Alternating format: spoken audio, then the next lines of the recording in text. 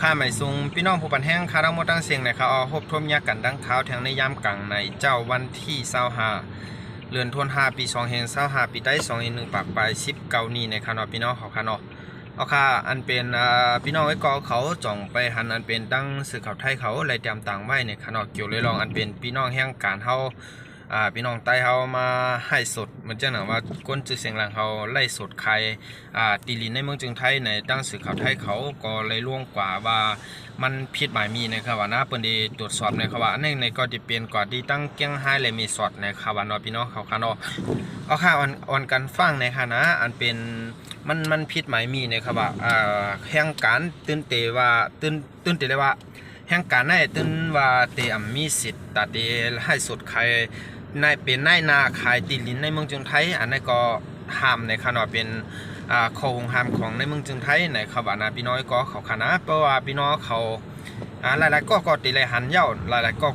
ตีไปเลยหันในขณะที่ตั้งสื่อเขาไทยเขาเลยเตรียมตังไว้มือเหลียวในไผ่อยู่ที่ตั้งภูมิบุญพรเขาในขบาเนาะตีจำตีตรวจสอบนั่นนะพี่น้องเขาคณะเอาคาเพื่อวางเป็นจังไหนมาในพี่น้องก็เขาในขณะมันตีอยู่หยาบกว่าแทงเย้าในขณะพี่น้องเขาขณะอันเป็นเกี่ยวกับเลยลองข่าวเตียนเขาส่งกว่าอันเปิดส่งกว่าที่ตั้งสื่อข่าวไทยนั่นเนี่ยก็ห้ามมาเป็นพี่น้องแห่งการเท่าขึ้นส่งกว่าปันย้อนว่าญาสั่งงานญาเป็นจังหนังว่าญาหยอกสื่อตีลิ้นในข่าวว่าเนาะข้าวกล่อมว่ากูก็ขนาดเจอว่าเปิ้นขาติลินเปิ้นดีในคานอกก้อยหนาอันเป็นตั้งหมายมีในเมืองจึงไทยเปิ้นหงห้ามไว้แลเฮาติเลยเฮ็ดจอมจังนั้นก้อยในคานอกขาวเต็มว่าตั้งหลายเศษภายไหลในตั้งสื่อข่าวไทยเขาเต็มต่างไว้จังหือกอขาวกอขึ้นมาปืนเพปันพี่น้องกอเขากว่าก้อยในคานอกพี่น้องเขาคานอกยกอจอยปืนเพกว่าปานน้ำในคณะอันเป็นถ่อมด้วยนำความติอันตั้งข่าวไทยเขาไล่ล่วงอันเป็นนางยิง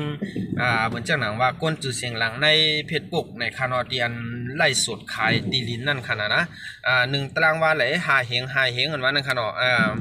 มันเหมือนจังหนังว่าหลายๆก็ตีหูจักอยู่ในโซเชียลมีเดียในคานอพี่น้องเขาคานอเอาค่ะเพราะว่าถ่อมด้วยเสียงเย้าในก็ตื่นว่าเป็นก้อนใน5ในนั่นน่ะนะพี่น้องเขาค่ะนะเอาค่ะ